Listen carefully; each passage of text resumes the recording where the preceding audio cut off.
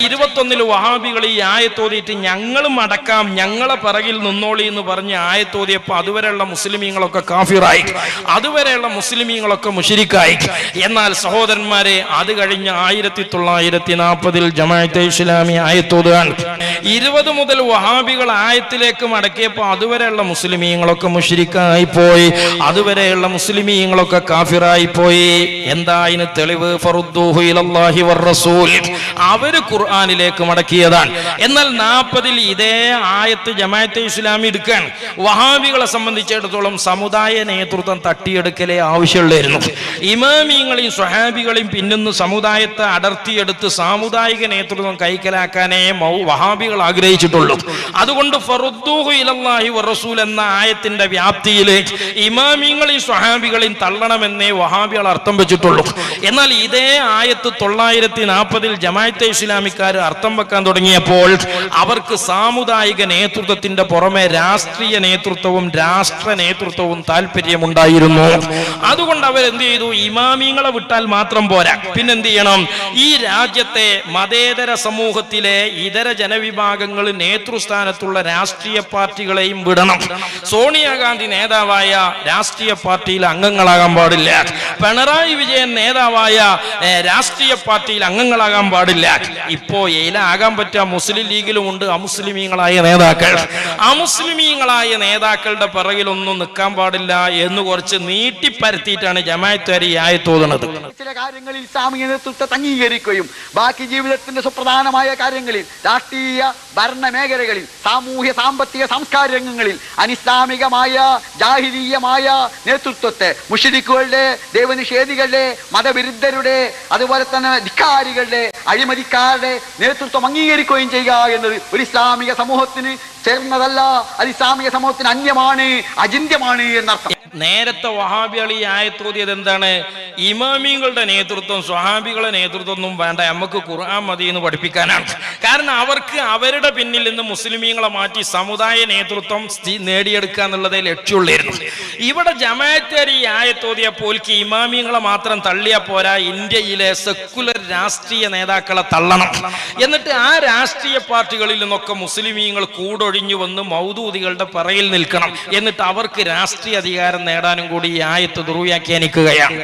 അതുകൊണ്ടാണ് ജീവിതത്തിന്റെ മുഴുവൻ മേഖലയിലും ഇസ്ലാമിക നേതൃത്വം അംഗീകരിക്കുക എന്നതാണ് ഇസ്ലാം നമ്മോട് പഠിപ്പിക്കുന്നത്. വിശുദ്ധ ഖുർആൻ പറയുന്നു, യാ അയ്യുഹല്ലദീന ആമനൂ അത്തിയുല്ലാഹ വഅത്തിയുർ റസൂല വലിൽ അംരി മിൻകും. സത്യവിശ്വാസികളെ, നിങ്ങൾ അല്ലാഹുവിനെ അനുസരിക്കുക, പ്രവാചകനെ അനുസരിക്കുക, നിങ്ങളിൽ നിന്നുള്ള കാര്യകർത്താക്കളെ, നിങ്ങളിൽ നിന്നുള്ള നേതാക്കളെ നിങ്ങൾ അനുസരിക്കുക. മാത്രമല്ല, നിങ്ങൾക്കിടയിൽ ഭിന്നത ഉണ്ടായാൽ അള്ളാഹുവിലേക്കും പ്രവാചകനിലേക്കും മടക്കുക. ജീവിതത്തിന്റെ സുപ്രധാനമായ രാഷ്ട്രീയ കാര്യങ്ങൾക്ക് നമ്മുടെ നേതാവ് സോണിയാഗാന്ധിയാണെങ്കിൽ വിവാദമുണ്ടാകുമ്പോൾ, തർക്കമുണ്ടാകുമ്പോൾ ഖുർആനിലേക്കും സുന്നത്തിലും ഒക്കെ മടക്കാൻ സോണിയാഗാന്ധി സമ്മതിക്കുമോ? കരുണാകരൻ സമ്മതിക്കുമോ? ആന്റണി സമ്മതിക്കുമോ? ഏതെങ്കിലും രാഷ്ട്രീയ പാർട്ടികളോ ഭൗതിക സംഘടനകളോ പ്രശ്നങ്ങൾ ഉണ്ടാകുമ്പോൾ ഖുർആനിലേക്കോ പ്രവാചകനിലേക്കോ മടക്കാൻ എപ്പോഴെങ്കിലും സമ്മതിക്കുമോ? സന്നദ്ധമാകുമോ? അഥവാ അംഗീകരിക്കുന്നുണ്ടോ? യഥാർത്ഥത്തിൽ അതുകൊണ്ട് തന്നെ അനിസ്ലാമിക നേതൃത്വം എന്നത് ഇസ്ലാമിക സമൂഹത്തിന് ചിന്തിക്കാനേ പറ്റാത്ത കാര്യമാണ്. ആയത്ത് ഒന്നാണ്, ആയത്തോതിയ മൗലൈമാര് രണ്ടാണ്. രണ്ട് മൗലൈമാർക്കും 2 ലക്ഷ്യമാണ്. അതിനനുസരിച്ച് ആയത്ത് ദുർവ്യാഖ്യാനിക്കുകയാണ്. ഖുർആനിന്റെ പേരിൽ ഈ ഉമ്മത്ത് 72 കോലത്തിന്റെ എക്സാമ്പിൾ ആണ്. എന്നിട്ട് ഇവർ ജനങ്ങളോട് എന്താ പറഞ്ഞത്? ഇവിടെ അനിസ്ലാമിക ഗവൺമെന്റാണ്, ഇവിടുത്തെ ഗവൺമെന്റിനെ നമ്മൾ സ്വീകരിക്കാൻ പാടില്ല. ഓ അബ്ദുള്ള എന്ന് പറയുന്ന നമ്മളെ ചാനലിലൊക്കെ വരുന്ന ആ മൗലവി ഉണ്ടല്ലോ, അയാള് സഹോദരന്മാരെ ഒരു പരീക്ഷ എഴുതാൻ പോയി ഹാൾ ടിക്കറ്റ് ഒക്കെ വാങ്ങി പരീക്ഷ എഴുതാൻ വേണ്ടി ക്വസ്റ്റ്യൻ പേപ്പർ കാത്തിരിക്കുമ്പോഴാണ് ഈ മൗലവിയുടെ തലച്ചോറിൽ മൗദൂദി തൗഹീദിന്റെ വെളിച്ചം വീണത്. അയാൾ ആലോചിച്ചു, പഠിച്ചോനെ, ഒരു അനിസ്ലാമിക ഗവൺമെന്റിന്റെ കീഴിൽ ഞാൻ പരീക്ഷ എഴുതേ, അതുകൊണ്ട് പരീക്ഷ എഴുതിയ തൗഹീദ് പോകൂലേ എന്ന് കരുതി അയാൾ കണ്ടോ നിങ്ങള് പരീക്ഷാളിൽ നിന്ന് ഇറങ്ങിയോടാണ്. എനിക്കത് പറ്റിയായിരുന്നു. ഞാൻ ഒന്നിലധികം തവണ അറബിക്ക് പരീക്ഷയ്ക്ക് പണടച്ച ആളാണ്. അവിടെ പരീക്ഷ ഹാളിൽ പോയി എൻ്റെ ഹാളിൽ എൻ്റെ ടിക്കറ്റ് കടക്കാന്നല്ല, ഞാൻ കടന്നില്ല. കാരണം എനിക്കത് എൻ്റെ മനസ്സിന് സമ്മതിച്ചില്ല. ശാന്തരം കോളേജിൽ പഠിച്ചുകൊണ്ടിരിക്കെ നിങ്ങൾ പരീക്ഷയ്ക്ക് എഴുതുന്നത് കൊണ്ട് ഇവിടുന്ന് ഭക്ഷണം കഴിക്കുന്നത് അത് ഹറാമാണെന്നുള്ള വാക്കല്ല അവിടെ പറഞ്ഞത്, വളരെ മോശമായ വാക്കാണ്. അതിൻ്റെ ജമാഅത്തെ ഇസ്ലാമിയുടെ ഏറ്റവും ഉത്തരവാദപ്പെട്ട വ്യക്തി പറഞ്ഞ് നിങ്ങൾ ഇവിടുന്ന് ചെയ്യാൻ പാടില്ല.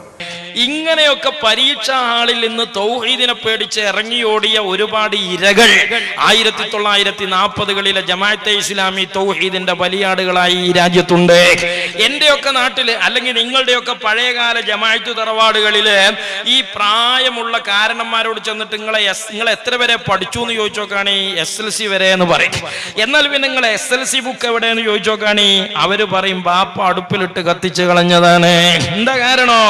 ആ ബാപ്പയാകുന്ന ജമാഅത്തെ ഇസ്ലാമിക്കാരന്റെ മരണശേഷം ആ SLC ബുക്ക് ഉപയോഗിച്ച് മകനെങ്ങാനും വല്ല PSC പരീക്ഷ എഴുതി ഒരു ഗ്രാമപഞ്ചായത്തിലെ തൂപ്പുകാരന്റെ പണിയെങ്ങാനും ഗവൺമെന്റ് ഉദ്യോഗമായി കിട്ടിയാൽ ഇസ്ലാമിൽ നിന്ന് പുറത്തു പോകുമെന്ന് പേടിച്ചിട്ടാണ്, തൗഹീദ് ശിർക്കിലെത്തുമെന്ന് പേടിച്ചിട്ടാണ്. ആ ജമാഅത്തെ ഇസ്ലാമിക്കാര് വഹാബി പൗരോഹിത്യം പോലെ മൗദൂദി പൗരോഹിത്യത്തിലും അടിക്കടി അപ്ഡേഷനുകൾ വരും. ഈ പുത്തൻവാദികളുടെ ഒക്കെ പൊതു സ്വഭാവം അതാണ്. പണ്ട് ഈ ഫേസ്ബുക്കിൽ ഒരു ചങ്ങായി പോസ്റ്റ് ഇട്ടവ പറഞ്ഞു, വഹാബി മൗദൂദികളുടെ ഒക്കെ തൗഹീദ് ആധാർ കാർഡുമായി പെട്ടെന്ന് ലിങ്ക് ആക്കണം, എന്നിട്ടെങ്കിലും ഇത് മാറാതെക്കട്ടെ എന്ന് കരുതിയിട്ടാണ്. നിങ്ങൾ നോക്ക്, അന്ന് വഹാബികൾ ഒരു ഗ്രാമപഞ്ചായത്തിലെ തൂപ്പുകാരന്റെ ജോലി പോലും ഗവൺമെന്റ് ഉദ്യോഗമായി സ്വീകരിക്കുന്നതിനെ പേടിച്ചു. ഇസ്ലാം ഒന്ന് പുറത്തു പോകുന്നു പേടിച്ചിട്ടാണ്. കേവലം മറ്റെന്തെങ്കിലും സാങ്കേതിക പ്രശ്നങ്ങളല്ല, കേവലം ഒരു ഹറാമ് ഹലാല് തൗഹീദിലേക്ക് ചേർത്തിയാൽ അതുപോലും അല്ല മുസ്ലിമീങ്ങളെ, ഇസ്ലാമിന്റെ അകത്തോ പുറത്തോ എന്ന് തീരുമാനിക്കാനുള്ള മാനദണ്ഡമായിരുന്നു മൗദൂദികൾക്ക് ഈ നാട്ടിലെ ജനാധിപത്യ പ്രക്രിയ. ഈ രാജ്യത്തെ വോട്ട്, ഈ രാജ്യത്തെ തെരഞ്ഞെടുപ്പ്, ഇതൊക്കെ ജമാഅത്തെ ഇസ്ലാമിക്ക് അങ്ങനെയാണ്. എന്നാൽ അന്ന് ഗ്രാമപഞ്ചായത്തിലെ തൂപ്പുകാരന്റെ ജോലി പോലും പേടിച്ച ഇന്നത്തെ ജമാഅത്തെ ഇസ്ലാമിക്കാരെ ഇടക്കിടക്ക് അപ്ഡേഷൻ കൊണ്ടുവന്നു. കുറെ കാലമായി ഇപ്പൊ ജമാഅത്തുകാര്, മുമ്പ് ഗ്രാമപഞ്ചായത്തിൽ ജോലി കിട്ടരുത് എന്നാണ് 5 വക്തിനും വഹാബികൾ മൗദൂദികൾ ഇതായിരുന്നു. ഇപ്പൊ നേരെ ഉൾട്ടയാണ്. മരിക്കണീന്റെ ഇടയ്ക്ക് ഒരു ഗ്രാമപഞ്ചായത്ത് മെമ്പറെങ്കിലും ആയിട്ടില്ലെങ്കിൽ ഈമാൻ വിളിച്ചാവൂല എന്ന തലത്തിലേക്ക് മൗദൂദി തൗഹീദ് നേരെ തലതിരിച്ചു പിടിച്ചേക്കാണ്. അപ്പൊ നമ്മൾ കരുതിയത് എന്നോ മൗദൂദികളുടെ തൗഹീദ് മാറ്റിക്കണെന്ന, മാറ്റിയേക്കല്ല, തൗഹീദ് ഭരണഘടനയിലുണ്ട്. മൗദൂദികളെ സംബന്ധിച്ചിടത്തോളം മൗദൂദികളുടെ പ്രമാണം എന്ന് പറയുന്നത് ജമാഅത്തെ ഇസ്ലാമിയുടെ ഭരണഘടനയാണ്. ആ ഭരണഘടനയിൽ എന്താണോ തൗഹീദായി മൗദൂദി പൗരോഹിത്യ സഭ യോഗം കൂടി ഓരോ കാലത്ത് പാസ്സാക്കുന്നത്, അതാണ് അടുത്ത അപ്ഡേഷൻ വരും വരെ മൗദൂദികളുടെ തൗഹീദ്. അതുകൊണ്ട് തന്നെ ഈ മൗദൂദികൾ ഇതൊക്കെ മാറ്റിയെന്നാണ് നമ്മൾ കരുതിയത്. അപ്പൊ മാറ്റുകയായിരുന്നില്ല, കുഞ്ഞാടുകളെ പരിശീലിപ്പിക്കുകയായിരുന്നു. അങ്ങനെ പരിശീലിപ്പിച്ച് ഇപ്പോഴാണ് മൗദൂദി വത്തിക്കാനിൽ നിന്ന് കറുത്ത പുക ഉയർന്നത്.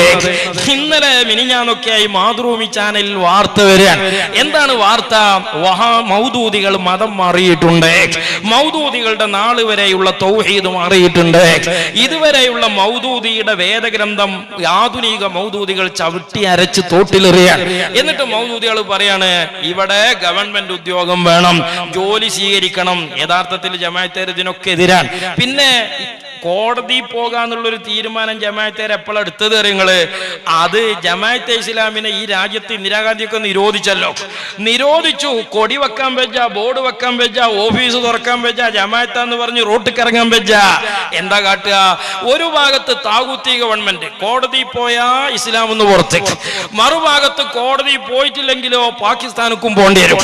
അപ്പൊ ഇസ്ലാം എന്നാണോ പുറത്തു പോകേണ്ടത്, ഇന്ത്യയിൽ നിന്നാണോ പുറത്തു പോകേണ്ടത് എന്ന കൺഫ്യൂഷൻ മൗദൂദികളുടെ മുമ്പിൽ വന്നപ്പോ ഹുക്കൂമത്തെ ഇലാഹി എന്ന കുന്തം ഇഖാമത്തുദ്ദീനായി ജമാഅത്തെ ഇസ്ലാമി ചരിച്ചു വെക്കാൻ. അങ്ങനെ ചരിച്ചു വെച്ചിട്ട് ജമാഅത്തെ ഇസ്ലാമി കോടതി പോകാൻ തീരുമാനിച്ചു. താവൂത്തി ഗവൺമെന്റിന്റെ ഭാഗമായി ജുഡീഷ്യറിയെ ബന്ധപ്പെട്ടു. എന്തിന്?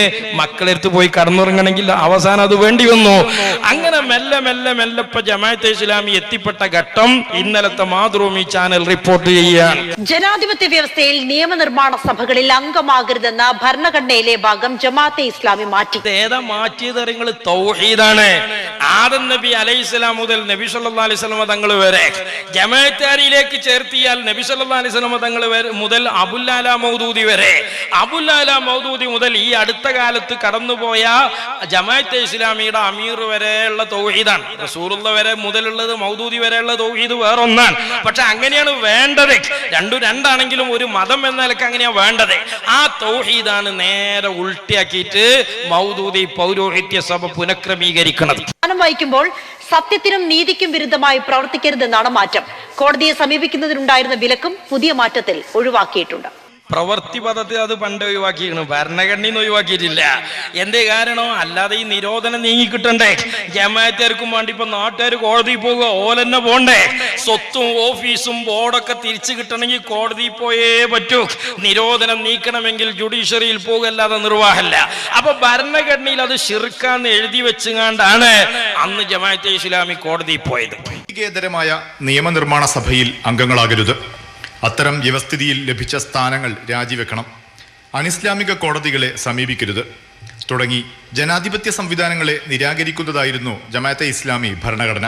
ഇത് സ്ഥാപിക്കുന്നതായിരുന്നു പഴയ നേതാക്കളുടെ പ്രസംഗം. ഇനി മൗലവി പറയണേ, ഈ രാജ്യത്തെ ഗവൺമെന്റിന്റെ കീഴിൽ തെരഞ്ഞെടുപ്പ് വരുമ്പോ അതിൽ വോട്ട് ചെയ്യാൻ പാടില്ല, അങ്ങനെ വോട്ട് ചെയ്യണത് ശിർക്കാണ്. വ്യവസ്ഥ അല്ലെങ്കിൽ ദൈവേതര വ്യവസ്ഥ അല്ലെങ്കിൽ ജാഹിലിയ വ്യവസ്ഥ സ്ഥാപിക്കാനോ നിലനിർത്താനോ ഉദ്ദേശിച്ചോ ലക്ഷ്യം വെച്ചോ ഇലക്ഷനിൽ പങ്കെടുക്കുന്നതും വോട്ട് രേഖപ്പെടുത്തുന്നതും തൗഹീദിനെതിരാണ്, അനനുവദനീയമാണ്, നിഷിദ്ധമാണ്, പാടില്ലാത്തതാണ്. എന്താണ് ഇപ്പൊ ഈ പറഞ്ഞത്? അനിസ്ലാമികമായ ഗവൺമെന്റ് ആണ് ഇവിടെ ഉള്ളത്. ഇവിടെ ഇപ്പൊ ഉമർ റളിയല്ലാഹു അൻഹുവിന്റെ ഭരണം നടപ്പിലാക്കാനല്ലല്ലോ ഇലക്ഷൻ നടക്കുന്നത്. എന്നാൽ ജമാഅത്തെ ഇസ്ലാമിയുടെ വാദം എന്താണ്? ഇത്തരം ഒരു നാട്ടിൽ എന്ത് ചെയ്യാൻ പാടില്ല? ഇലക്ഷനിൽ പങ്കെടുക്കാൻ പാടില്ല എന്നാണ്. ഭരണഘടനയിൽ ഇക്കാലം വരെ അതുണ്ട്.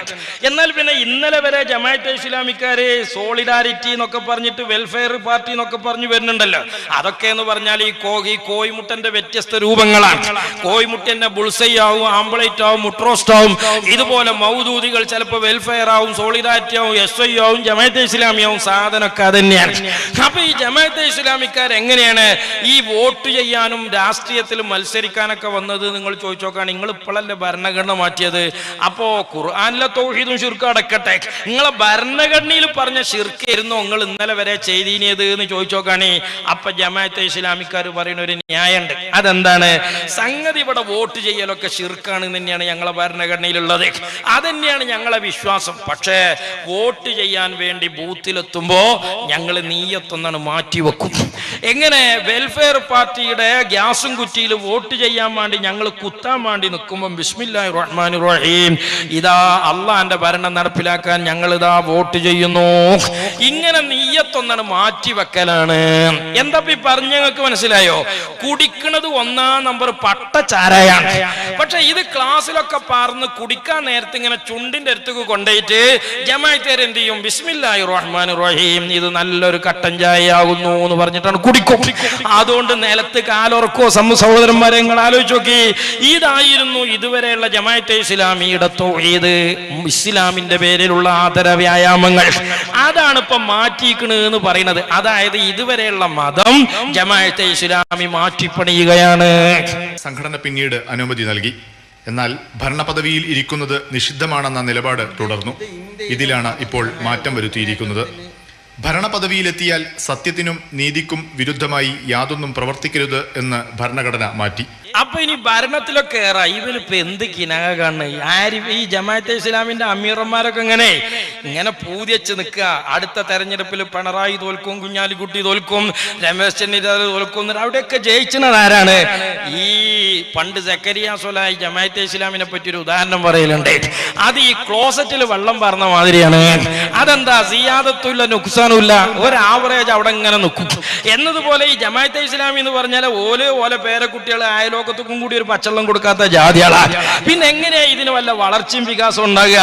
അപ്പൊ ഇവനിങ്ങനെ സ്വപ്നം കണ്ടു നിൽക്കുക, അടുത്ത ഇലക്ഷനിൽ മുഖ്യമന്ത്രി ജമാഅത്തെ ഇസ്ലാമിന്റെ അമീർ തന്നെ. അതാകുമ്പോത്തിന് ഇപ്പൊ എന്ത് ചെയ്യാണ്? ഭരണഘടനയൊക്കെ ഒന്ന് മാറ്റി ഒന്ന് കുപ്പായൊക്കെ ഏത് ടൈലർ ഷാപ്പിലാ മുഖ്യമന്ത്രി കുപ്പായം കൊടുത്തതെന്ന് അറിയില്ല, ഒക്കെ ഒരുങ്ങാൻ. സമീപിക്കരുതെന്ന ഭാഗം അത്യാവശ്യ ഘട്ടത്തിൽ കോടതിയെ സമീപിക്കാമെന്നാക്കി തിരുത്തുകയും ചെയ്തു. സർക്കാർ ജോലി സ്വീകരിക്കരുതെന്നും വോട്ട് ചെയ്യരുതെന്നുമുള്ള ഭരണഘടനയിലെ ഭാഗം അടിയന്തരാവസ്ഥക്ക് ശേഷമാണ് ജമാഅത്തെ ഇസ്ലാമി മാറ്റിയത്. അതെപ്പോഴാ? നിരോധിച്ചല്ലോ. ആ നിരോധിച്ചപ്പോ യഥാർത്ഥത്തിൽ ഫലത്തിൽ ജമാഅത്തെ ഇസ്ലാമി മാറ്റിയത് ഏതാ? നിങ്ങൾ ഈ കോടതി പോകാൻ പാടില്ല എന്നുള്ള വിഷയമാണ്. കാരണം കോടതി പോകാതെ ഈ നിരോധനം എങ്ങനെയാ മാറിക്കിട്ടുക? അപ്പൊ തൗഹീദൊന്നും ഒലക്ക കടത്തിച്ച മാതിരി കടത്തി വെച്ചതാണ്. പിന്നീട് രാഷ്ട്രീയ പാർട്ടി രൂപീകരിച്ച് തിരഞ്ഞെടുപ്പിൽ പങ്കാളികളായി. ഇപ്പോൾ പുതിയ മാറ്റം. എന്നാൽ ഭരണഘടനയിൽ 2019 തന്നെ മാറ്റം വരുത്തിയതാണെന്നും വെബ്സൈറ്റിൽ ഇപ്പോഴാണ് അപ്ഡേറ്റ് ചെയ്തതെന്നുമാണ് ജമാഅത്തെ ഇസ്ലാമി നേതൃത്വം വിശദീകരിക്കുന്നത്. വലിയ കാര്യമായി 2019 മാറ്റിയേക്കാണെങ്കിൽ പിന്നെ കുഴപ്പമൊന്നുമില്ല. ഏതാണ് ഈ മാറ്റണത്? ഇസ്ലാമിൽ കടന്നു വന്ന പ്രവാചകന്മാരുണ്ട്. ആ പ്രവാചകന്മാരുടെ ശരീഅത്തിലെ കർമ്മ വിഷയങ്ങളിൽ മാറ്റങ്ങളുണ്ട്. അഫ്ളലു മാ ഖുൽതു അന വന്നബിയ്യൂന മിൻ ഖബ്ലി ഖൗലു ലാ ഇലാഹ ഇല്ലല്ലാഹ്. എന്നാൽ തൗഹീദ് എന്ന അടിസ്ഥാന വിഷയത്തിൽ ആദം നബി മുതൽ ഹബീബായ സ്വല്ലല്ലാഹു അലൈഹി വസല്ലം വരെ ഒരു പ്രവാചകനും ഭിന്നാഭിപ്രായങ്ങളില്ല, വ്യത്യസ്തതകളില്ല, വൈവിധ്യങ്ങളില്ല. ലോകത്തിന്ന് വരെ കഴിഞ്ഞുപോയ മുസ്ലിമീങ്ങളിലും ഇത്തരം വൈവിധ്യങ്ങളോ വൈരുദ്ധ്യങ്ങളോ ഇല്ല. എന്നാൽ അത് ജമാഅത്തെ ഇസ്ലാമിയുടെയും വഹാബികളുടെയും ചരിത്രം പരിശോധിച്ചാൽ ഒരു നൂറ്റാണ്ട് തികയണീന്റെ മുമ്പ് 110 വൈരുദ്ധ്യങ്ങളും അപ്ഡേഷനുകളും തൗഹീദ് എന്നവർ പരിചയപ്പെടുത്തിയ വിഷയത്തിൽ തന്നെ വരികയാണ്. ഫിഖ്ഹിലൊക്കെ വന്ന ഒരുപാട് സംഗതികളുണ്ട്. അബുലാല മൗദൂദി പറഞ്ഞത് പെണ്ണുങ്ങളെ പൊതുരംഗത്തേക്ക് ഇറക്കുന്നത് കണ്ടാൽ പട്ടച്ചൂലെടുത്ത് അടിച്ച് പെരീക്ക് പറഞ്ഞേക്കണം എന്നാണ്. എന്നാൽ ഇന്നത്തെ മൗദൂദിയാക്കോ ബോർഡ് വെക്കാനും ബാനർ വെക്കാനും വരെ പെണ്ണുങ്ങൾ വേണം. ഇതൊക്കെയാണ് നേരെ ഇപ്പോഴെങ്ങാനും മൗദൂദി ഈ നാട്ടിലേക്ക് എങ്ങനെയെങ്കിലും കട്ടക്കാലത്തിന് കബറും പുറത്തേക്ക് കയറിയിട്ട് വന്നാൽ സുബ്ഹാനല്ലാഹ്, ആദ്യം മൗദൂദി കയ്യിലുള്ള വടിയേറ്റ് പോണത് ഇഹ്റാ സെന്ററിലല്ലേ? ഒറ്റ മൗദൂദി പുരോഹിതന്മാരുടെ മുട്ടുകാലും ബാക്കി ഉണ്ടാകുമോ? മൗദൂദി അടിച്ചു പൊട്ടിക്കൂലേ? കാരണം എന്തായിരുന്നോ മൗദൂദി, അതിന്റെ നേരെ ഓപ്പോസിറ്റിലാണ് ആധുനിക മൗദൂദികള്. ഇവിടെ തൗഹീദാണ് മാറ്റുന്നത്, അഥവാ മതം തന്നെയാണ് മൗദൂദികൾ മാറുന്നത്. അള്ളാന്റെ ഖുർആൻ പറയാണ്, അലം തറ കൈഫ ദറബല്ലാഹ്. ശരിയായ വിശ്വാസത്തെ അല്ലാഹു ഉദാഹരിക്കുകയാണ്. കശജറത്തിൻ ത്വയ്യിബ, അതൊരു ഉറച്ച വൃക്ഷത്തെ പോലെയാണ്. അസ്ലുഹാ സാബിത്തുൻ വഫർഉഹാ ഫിസ്സമാ, അതിന്റെ വേരുകൾ അടിയിലേക്ക് കാണ്ടുപോയത് കൊണ്ട് ഒരു കാറ്റിലും ഒരു കോളിലും അത് മാറൂല.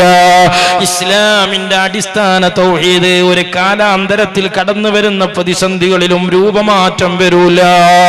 എന്നാൽ ചീത്തയായ വിശ്വാസം അല്ലാഹു ഉദാഹരിക്കുകയാണ്. കശജറത്തിൻ ഖബീസ, അതൊരു നിർമ്മാണാത്മകമല്ലാത്ത നിലപാടും വിശ്വാസവുമാണ്. അതൊരു ചീത്തയായ ചെടിയെ പോലെയാണ്.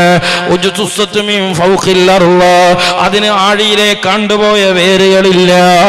അതെ, അതുകൊണ്ട് തന്നെ ഇന്നലെ പെയ്ത മഴക്ക് മുളച്ച തവരയാണ് നാളത്തെ വെയിലിൽ വാടുന്നത് പോലെ. ഇന്നത്തെ തൗഹീദ് നാളെ അവർ പറയില്ല, ഇന്നത്തെ മതം നാളെ അവർ പറയൂല. മാലഹാ മിൻ ഖറാർ, അതിന് സ്ഥിരതയുണ്ടാവുകയില്ല. ഒരു മതത്തിന്റെ യഥാർത്ഥ ആശയം ഏതാണ് ശരിയെന്ന് തിരിച്ചറിയാൻ വളരെ ലളിതമായ ഉദാഹരണമാണ്, അടയാളമാണ് ഖുർആൻ ഈ ആയത്തിലൂടെ പഠിപ്പിച്ചു തരുന്നത്.